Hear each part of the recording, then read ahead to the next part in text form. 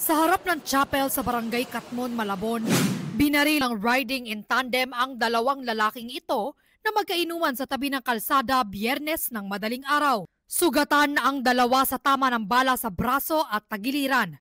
Ang posibleng pinag-ugatan ng pamamaril, selos. Maaring ang dahilan, selos. Dahil madaling araw na ihanitid ng mga kasamahan, yung babae. Pagkatid ng babae, nagkaroon ng pagtatalo at binato sila ng bote. Kararating lang daw sa inuman ng isa sa mga biktima nang mangyari ang pamamaril. Ang narinig ko lang po kasing kwento, sir, nag-away po sila, sir, nagsagutan. Tapos nagbanta na babalikan siya kinabukasan. Tapos yun nga po, sir, tinutubo po yung sinabi. Umuwi raw muna sa Caloocan ang suspect at pagbalik, angkas na nito sa motor ang umano'y bumaril sa dalawang biktima. Konting pagtatalo tapos binaril na. Ayon sa pulisya, 5 beses nagpaputok ng baril ang mga suspect.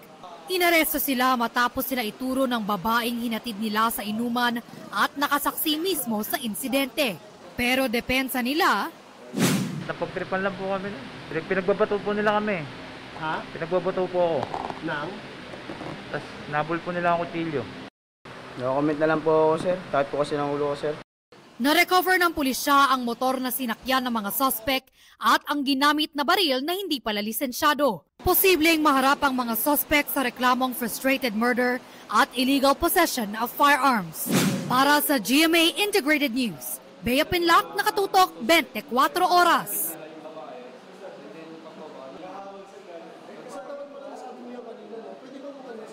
Mga kapuso, patuloy na tumutok sa mga balita. Mag-subscribe sa GMA Integrated News sa YouTube.